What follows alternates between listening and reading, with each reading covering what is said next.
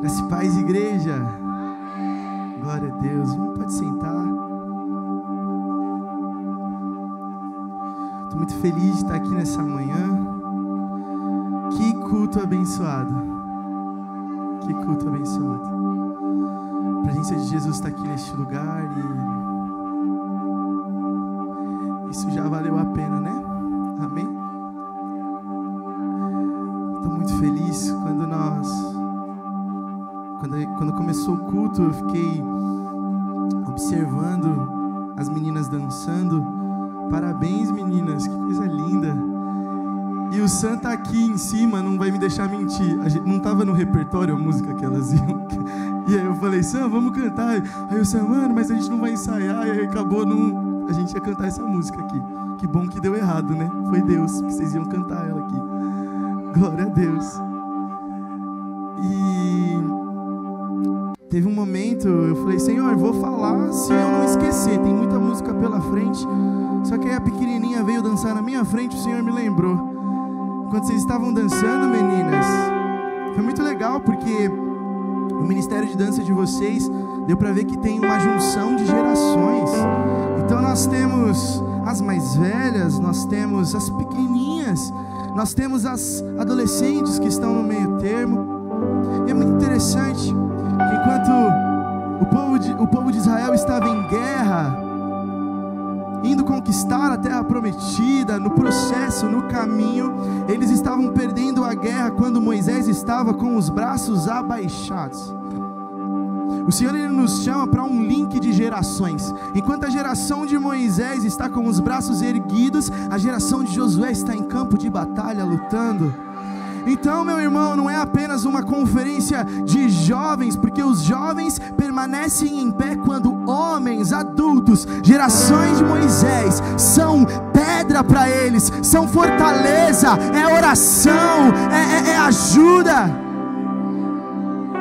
Então, meu irmão, em nome de Jesus, entenda, se você passa da fase dos jovens, você tem um papel importantíssimo para guiar essa nação. Meninas da dança, vocês estavam muito bonitinhos. As meninas aqui em cima e as pequenininhas aqui embaixo. Prestem atenção no que vocês estavam cantando. Não é apenas emoção, mas sim um estilo de vida. Vocês se tornarão exemplo para essas meninas. Ah, Jesus, obrigado, Jesus. Obrigado. Nós glorificamos e exaltamos o Teu santo nome. Que o Senhor cresça, apareça. Ah, Jesus, que eu diminua, que eu me constranja perante a Tua glória, perante a Tua presença, Senhor. Aleluia. Que tema legal, hein, Biel? Que tema top. Avivamento. Que legal. É muito bom. Glória a Deus. Aí o Biel foi esperto, falou, vou chamar o Pedro. E veio junto o Sam. Deu certo. Glória a Deus. Gente, estou muito feliz. Muito obrigado por me receber. Segunda vez que eu venho aqui. Só que também quando você chamou o Sam, eu estava ali no teclado. Acho que foi a última vez, né, Sam? A gente tá junto. Estou muito feliz de estar aqui com vocês. Obrigado, meninos. São lá da Lagoinha, me acompanharam. Deus abençoe. Muito obrigado mesmo. Eu dei uma ramelada com eles hoje mais cedo. Esqueci o baixo do Rafa. Rafa, em cima do altar eu estou pedindo perdão. Tá bom? Glória a Deus. Gente, eu sou, para quem não me conhece, eu sou o Pedro. Eu tenho 20 anos. Eu sou líder de adolescentes lá da Lagoinha de Francisco Morato. Nós temos um trabalho já aí há um bom tempo. Liderei primeiro na Lagoinha de Caieiras, os Rockets hoje, antes era o Legacy Teens. O Inácio aí cresceu comigo nessa caminhada. Obrigado, mano. E estamos aí, né? Cuidando dessa molecada. Bem novinho, o Senhor me confiou essa missão. E tem sido muito gratificante, muito gostoso. Às vezes eu penso que eu vou surtar. Normal, né? Quem aqui, você que é o líder de jovens, Bel? Deus abençoe a sua vida, meu irmão. Tem um lugar reservado para você no céu. Mas é muito gratificante. Por exemplo, vou usar o Inácio como exemplo. A casa dele, na época os pais dele não estavam, né, mano, indo para a igreja. E ele estava indo para nossa célula. E a gente estava precisando de um lugar para fazer os nossos cultos no lar, né? E aí eu falei com quem? Com o meu batera aí. Falei, bora, mano. Aí ele já chegou e falou assim, eu toco batera. Eu, então vamos. Bora, eu sou batera. E aí começou a caminhar com a gente. Jesus arrebentou ele, quebrou ele. E aí que estamos aqui hoje tocando junto, glória a Deus. A família toda é do Ministério de Louvor da igreja agora. Pensem em músicos talentosíssimos. Estão todos na presença do Senhor. Em 1 Coríntios 15, Paulo vai falar que somos, o nosso corpo é como uma semente, que ela é plantada e ela germinará até a vida eterna. Então eu creio que esse trabalho que vocês estão fazendo aqui, Biel, vai valer a pena, mano. Em nome de Jesus, orem pela sua liderança, orem pelos seus pastores. E nós vamos falar sobre igreja, avivamento. A igreja tem um papel fundamental nisso. Amém? Abram a Bíblia de vocês em Apocalipse. Eita, bexiga.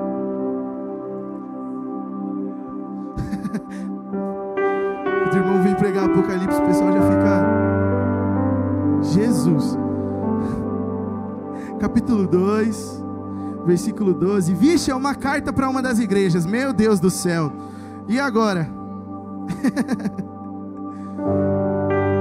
Qualquer coisa vocês brigam com o Biel, que foi ele que me convidou, e o Bispo Júnior que autorizou. Glória a Deus.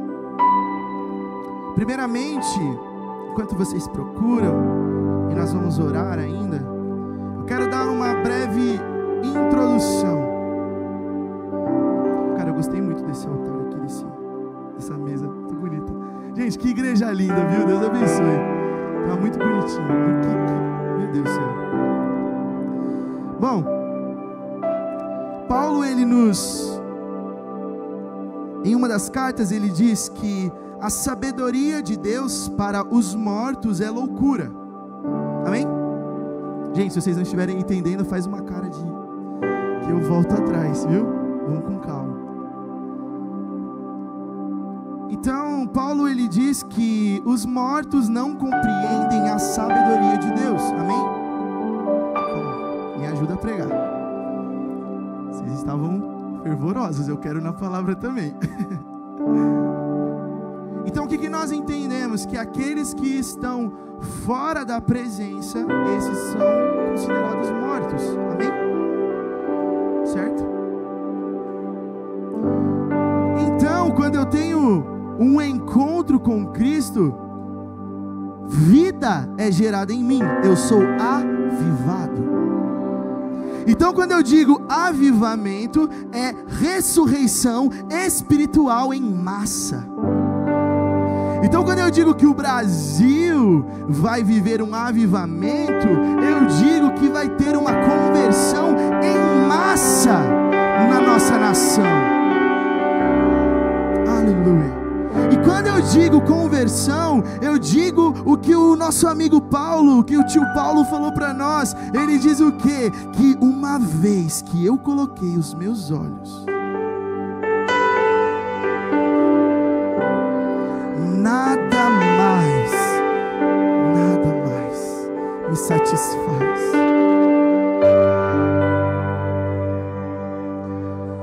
Avivamento, igreja, é a canção que vocês cantaram, é muito, que vocês dançaram na realidade, meninas. Avivamento é muito mais além do que emoções, músicas bonitas. Entendam, sim, a igreja tem que ser fervorosa, mas o barulho da igreja não é avivamento, mas o barulho da igreja pode ser uma consequência do avivamento. Amém? Milagres e maravilhas não é avivamento, mas os milagres e as maravilhas podem ser consequência do avivamento. avivamento, igreja? Transformação. Se eu não me engano, quando o Bispo Júnior foi ministrar aí no Jaraguá, foi metanoia, né?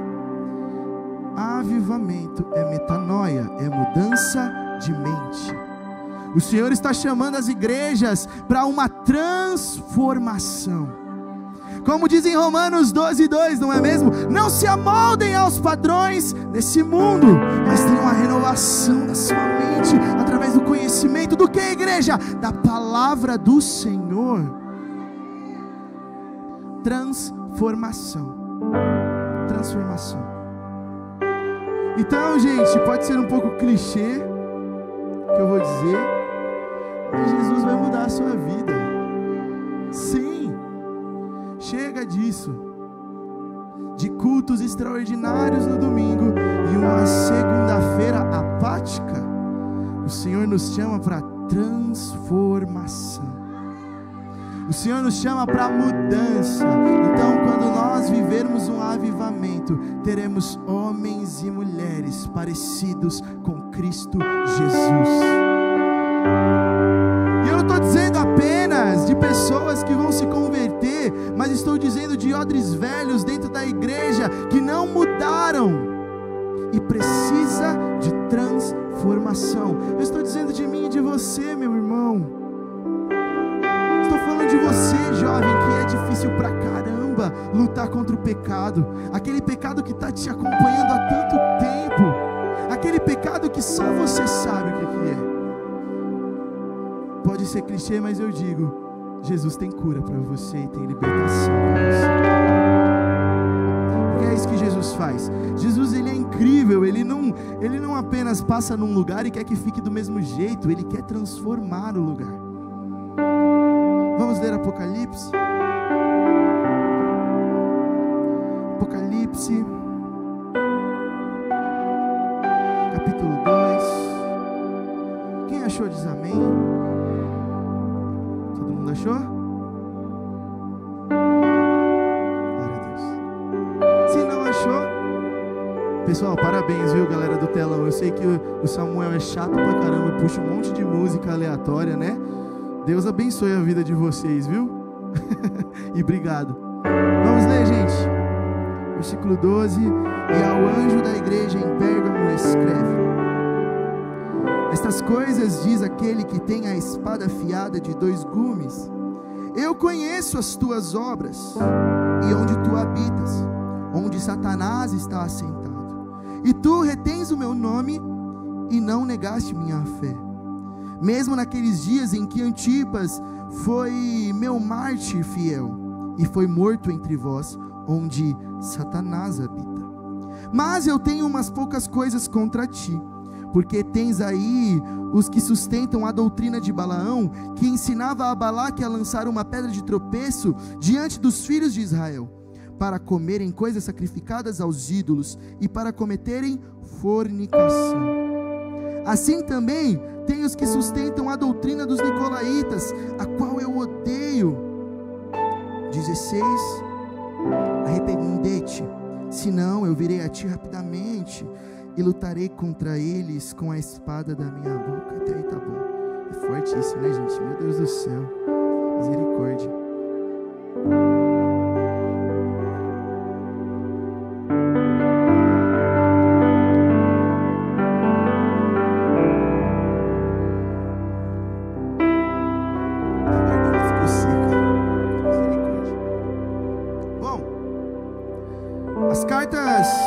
As 7 igrejas, elas mantêm um padrão, amém? Então ela começa com uma revelação de Cristo. Então aquele que tem a espada de 2 gumes, em outras vai dizer aquele que tem os pés como latão reluzente, aqueles que têm olhos como que de fogo. Então ele começa com uma revelação a quem? Ao Filho, né? Cristo, amém? E logo em seguida ele fala, às vezes fala uma característica da igreja, e logo em seguida ela vem com uma acusação contra a igreja, dependendo da carta. E com Pérgamo, eu quero que vocês prestem muita atenção. Está dizendo que Pérgamo habita no trono de Satanás. a cidade onde a qual Antipas foi morto. Amém? Estão entendendo, gente? Era Deus. E uma coisa que eu quero chamar a atenção para vocês é que habitar nessa cidade, no trono de Satanás, não era a acusação de Pérgamo. Amém? A acusação de Pérgamo era que eles toleravam a doutrina de Balaão e a doutrina dos nicolaítas. Problemas internos da igreja. Os nicolaítas eram nada mais nada menos que hereges que fugiam do princípio e da sã doutrina que o Senhor ensinou a nós. Então, eles corrompiam, fazendo os irmãos se desviarem do princípio que era Cristo. Balaão, um profeta que tinha dons, mas se vendeu ao dinheiro, à ganância, à imoralidade sexual, e isso estava sendo tolerado dentro da igreja. Então vamos lá, Pedro, está querendo me dizer que habitar no trono de Satanás não era a acusação? Não era a acusação era a tolerância interna que a igreja estava tendo. E agora nós vamos chegar no ápice da mensagem. O Senhor me fez voltar, e sabe por que, igreja? Fala que ali era o trono de Satanás, porque aquela cidade era completamente rendida aos prazeres de Satanás, ao que ele queria fazer. Aquela cidade de Satanás deitava e rolava e fazia o que ele queria. Acontecia imoralidade sexual, os cristãos eram perseguidos. Antipas foi um mártir da igreja naquela época, lá naquela cidade. Então não era uma cidade fácil de se viver. Só para dar um exemplo, a ICP habita em Osasco. Amém? Então é como, só para trazer um entendimento, então a ICP habita em Osasco. Amém? Então Pérgamo habitava no trono de Satanás, certo? Porque era o contexto em que aquela cidade vivia. E o Senhor parabeniza Pérgamo nesse momento. Diz assim: você permaneceu fiel, você não abandonou a minha fé. Só que, meus irmãos, o Senhor me chamou a atenção. Avivamento não é sobre apenas permanecer fiel. Lembra que eu falei lá na frente, um pouquinho atrás, que avivamento é transformação?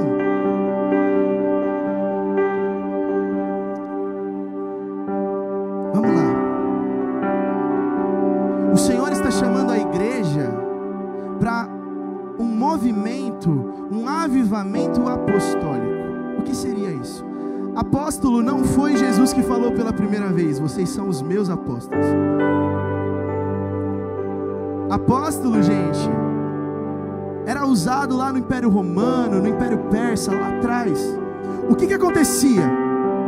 Eles estavam em guerra, eles queriam colonizar, eles queriam habitar uma outra terra, conquistar uma outra terra. E o que eles faziam? Eles mandavam os apóstolos na frente. Os apóstolos implantavam a cultura deles naquela cidade. Vocês estão entendendo onde eu estou querendo chegar? Então, o apóstolo ele ia adiante, e a missão do apóstolo era entender a cultura. Alguém já assistiu The Chosen? Vocês estão assistindo The Chosen? Vocês percebem que os judeus estão dentro de Roma, certo? Então, os judeus continuaram sendo judeus, mesmo depois da dominação de Roma. Vocês entendem isso, gente? Os judeus não deixaram de ser judeus. Mas o que os apóstolos romanos fizeram? Eles se instalaram na cultura judaica, entenderam a cultura judaica e fizeram a cultura judaica trabalhar para eles. Faz sentido? Estão entendendo onde eu estou querendo chegar? E a missão do apóstolo era transformar aquela colônia, aquela nova terra, em um lugar tão parecido com a casa, que quando o imperador olhasse e chegasse para visitar, ele falaria: eu estou em casa. Ia colocar os pés na mesa: eu estou em casa. É a mesma coisa da onde como se eu nem tivesse saído de Roma. Essa era a ideia, era transformar tudo em Roma. Chegar em um outro país, ele falar: ainda estou em Roma. Isso nos traz a reflexão. Nós cantamos: Espírito desce, venha. Quando Ele vem até nós, Ele se sente em casa. você não é daqui. A minha alma, a sua alma anseia a eternidade. Nós não vivemos para essa terra, nós cremos que Cristo morreu e ressuscitou, então nós cremos na eternidade. Eu não vivo pelas coisas terrenas, os prazeres terrenos, e é o que Paulo fala em 1 Coríntios 15, ele fala: gente, se Cristo não ressuscitou, não faz sentido algum o que eu estou fazendo aqui, porque a minha decisão, o que eu espero, é o que é eterno. Eu estou dando uma resumida no texto, tá? Não está com essas palavras. Então, gente, o Senhor, Ele quer estar, essa aqui são colônias do reino de Deus, e o Senhor quer um movimento apostólico, homens e mulheres que vão nos lugares implantar a cultura do reino. É isso que Deus quer de nós. E agora nós voltamos para o texto. Pérgamo permaneceu fiel, mas não viveu um avivamento de transformação naquele lugar. Porque uma cidade que era chamada trono de Satanás, com um corpo de Cristo, era para ser chamada como trono de Deus. Transformação. Como um exemplo, nós podemos pegar o avivamento da Rua Azusa. Não sei se vocês conhecem, tanto o Giovanni Si fez uma peça sobre esse avivamento. E basicamente, gente, só para vocês entenderem, esse avivamento, ele data logo após a libertação da escravidão, muito recente. Então, a galera lá tinha uma cabeça muito corrompida. Então, existiam restaurantes em que tinha uma placa bem grandona assim, ó, só entra branco. Brancos e negros não ficavam no mesmo espaço, não ficavam no mesmo lugar. Só que a história nos relata que o avivamento, o ápice do avivamento, sabe o que acontece? Existiam brancos e negros no mesmo lugar, adorando o único Deus. Transformação. Então, gente, se prepara. Falou de avivamento, tem mudança chegando aí. Tem abandono de pecado para acontecer. Tem liderança nova para se levantar. Se preparem, gente, porque o Senhor está levantando braços para vocês. Avivamento é renovo, é transformação. Então, quando o Senhor diz que vai fazer um avivamento sobre a ICP Osasco, nós estamos dizendo que a cidade de Osasco não vai ser mais a mesma. Pontos de droga, pontos de prostituição não vai mais existir, em nome de Jesus. Mas o avivamento, antes de acontecer na cidade, ele acontece em você primeiro. O Senhor tem libertação do seu pecado, igreja. Esse pecado que tanto te assola, que talvez te faz pensar: eu não mereço. Cristo quer trazer um renovo sobre você. Cristo vai derramar um avivamento sobre você, sobre o Brasil, sobre a nossa terra. Gente, avivamento às vezes traz mudanças difíceis. E uma igreja que não lê Bíblia é uma igreja que se torna fraca para as mudanças do avivamento. Uma igreja que não tem conhecimento da palavra é uma igreja que não se torna firme e acaba caindo na doutrina dos nicolaítas, e era o que estava acontecendo com Pérgamo. Pérgamo não olhava a imoralidade sexual lá, a loucura que acontecia no trono de Satanás e falava: vamos desviar. Não. Eles estavam religiosamente todo domingo em adoração.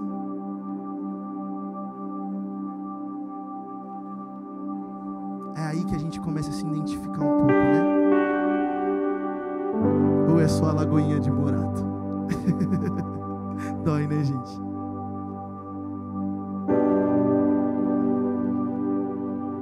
O Senhor quer transformação, igreja.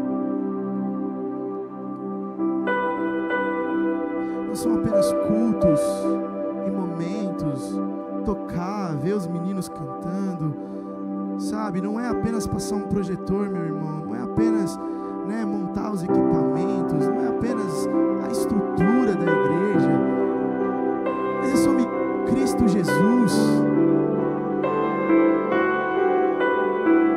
Cristo é a nossa esperança, Cristo é tudo que nós temos. E a palavra do Senhor, ela é viva, ela perdura gerações e ela não pode mudar, ela continua sendo a mesma. Mas sabe o problema da nossa geração? É que nós não conhecemos isso aqui, nós não conhecemos a palavra do Senhor, então nós caímos em besteira, somos levados por qualquer vento de doutrina. Gente, é cômico, mas ao mesmo tempo triste. Estávamos brincando hoje mais cedo, né? O menininho do The King, The Power. Vocês viram esse vídeo, gente? Meus irmãos, mas eu peço para vocês uma coisa: entendam que tem gente que está acreditando em muita coisa, dizendo que é o Senhor, pessoas pregando heresia, pregando coisas que não condiz com a palavra do Senhor, e nós estamos aceitando dentro das nossas igrejas. O Senhor tem avivamento para você, o Senhor tem avivamento para Osasco, o Senhor tem um avivamento para o Brasil.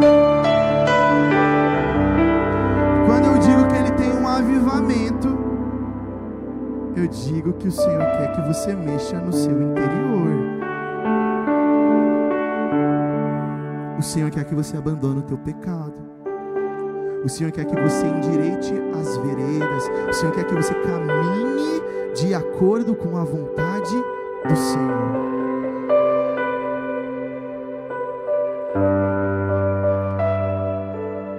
Chega, igreja. Não vamos ser pegos a qualquer vento de doutrina. Nós precisamos ser como Cristo, colocar os nossos olhos no amado. Eu gosto muito desse texto. 2 Coríntios 3,18 diz assim: e nós, com o rosto descoberto, nós contemplamos a beleza de Deus. Vamos ler o texto, ele está aqui, ó. Mas todos nós, que com a face descoberta contemplamos, como por meio de um material espelhado, a glória do Senhor, conforme a sua imagem, estamos sendo transformados com glória crescente, na mesma imagem que vem do Senhor, que é o Espírito.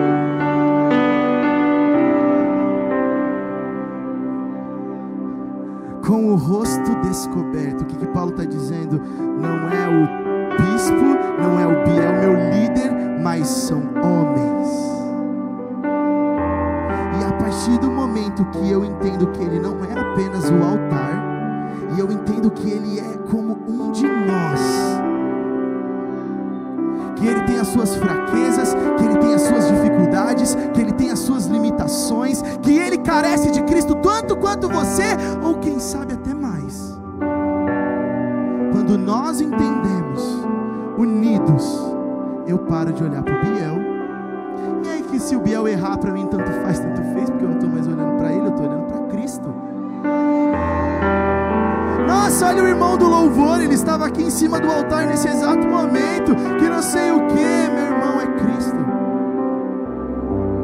Eu não posso te salvar, eu não vou com você até onde você está, até o teu pecado, não sou eu que liberto você do pecado, é Cristo Jesus. Daqui eu vou para minha casa e vou viver a minha vida. Mas é Jesus, é o Espírito Santo que habita dentro de você e vai estar com você naquele momento. É Jesus que vai pegar na tua mão, vai te pegar no colo, vai se revelar como Pai para você e vai te guiar por caminhos lindos e maravilhosos. É Ele que vai te guardar no vale da sombra e da morte. Ele é o teu pastor, Ele é a vara, Ele é o consolador, Ele é tudo.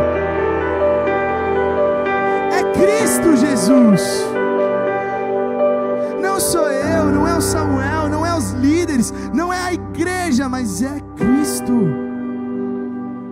É Cristo.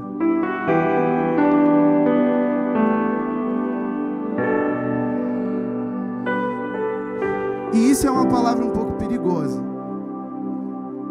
né? Não estou dizendo que vocês podem sair pecando por aí. Estou com o rosto descoberto. Pelo amor de Deus. Não. Ou também colocar na cabeça: pra que igreja? Bando de pecador fraco, eu vou buscar o Senhor eu mesmo e tá bom.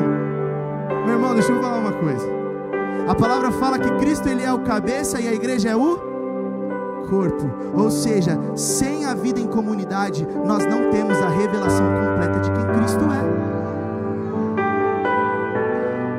Vira para o irmão que está do teu lado e diz assim, eu não gosto de fazer muito isso, mas vira para o irmão que está do teu lado e diz assim: deixa eu ver Cristo em você.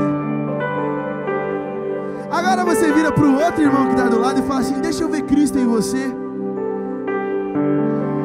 Meu irmão, você tem a responsabilidade de ser a manifestação de Cristo para esse irmão que está do teu lado.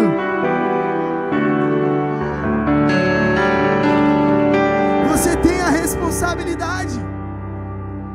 Não é o Biel teu líder, é você que consegue acessar um lugar que o Biel não consegue acessar. Eu percebi uma coisa e o Senhor permitiu eu viver isso. Quando eu liderava os adolescentes em Caieiras, foi uma loucura, foi só Jesus na causa, porque eu tinha 14, 15 anos, né? Gente, um adolescente na frente dos adolescentes. Foi pura misericórdia do Senhor. O tanto que a gente errou, mas o Senhor ajudou, ferimos algumas pessoas, mas o Senhor foi fiel e nos abençoou, amém? Porque não era sobre o adolescente de 15 anos guiando outros adolescentes. Era sobre Cristo querendo fazer o que Ele queria fazer. E a gente viveu coisas incríveis, não foi? E foi lindo. E por eu ter a idade deles, a gente fazia coisas de adolescente. Terminava o GC, o Inácio já descia com o PlayStation dele, falava: Pepe, vamos dormir na sua casa hoje. Eu, tá bom, bora, tudo certo? Dormíamos lá, a gente jogava videogame, passava lá, fazia as coisas. A gente passava os dias juntos. Só que o Senhor me transicionou de igreja e fui para um outro ministério. Eu comecei a ficar velho, um pouquinho barrigudo. Eu comecei a ouvir a molecada de 14, 15 anos e comecei a não entender o que eles estavam falando. Eu fiquei preocupado. Eu falei: ué, eu tô por fora. Eles começaram a bolar alguns rolês e não me chamar, não sei porquê. Eu acho que eu sou chato. Só que o Senhor falou comigo, Ele falou: eu estou te amadurecendo, eu estou te transformando num homem. E sabe uma coisa que eu percebi? Um adolescente, gente, ele tem um potencial fantástico. Porque ele literalmente ele acessa um lugar que, infelizmente, nós, líderes de jovens, nós não acessamos. Que é o vida na vida. Meu irmão, se você tiver um adolescente arretado, de 15 anos, apaixonado por Jesus, se prepara que você vai ver uma transformação na sua comunidade. Sabe por quê? Porque as nossas noites em videogame, às vezes iam para uma mesa, onde sentava eu, a Bíblia, e o Inácio, e ele falava: mano, eu estou em pecado. Eu falava: também, vamos junto crescer em Cristo Jesus. E ali tinha crescimento, alimento, discipulado. E juntos nós nos transformávamos como pequenos cristos, amém? Buscando ser como Jesus. Transformação. É isso que Jesus quer de nós.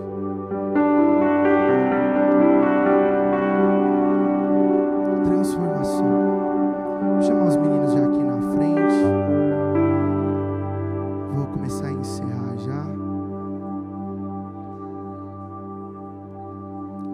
Então, meus irmãos, o problema da igreja de Pérgamo para não viver avivamento era porque tinha problemas internos, amém? Vocês entendem isso? A minha pergunta para você nessa manhã é: qual problema dentro de você o Senhor precisa curar? Às vezes, se nós não externarmos isso, às vezes, se nós não falarmos isso, não vai acontecer. Mas Jesus tem cura para você.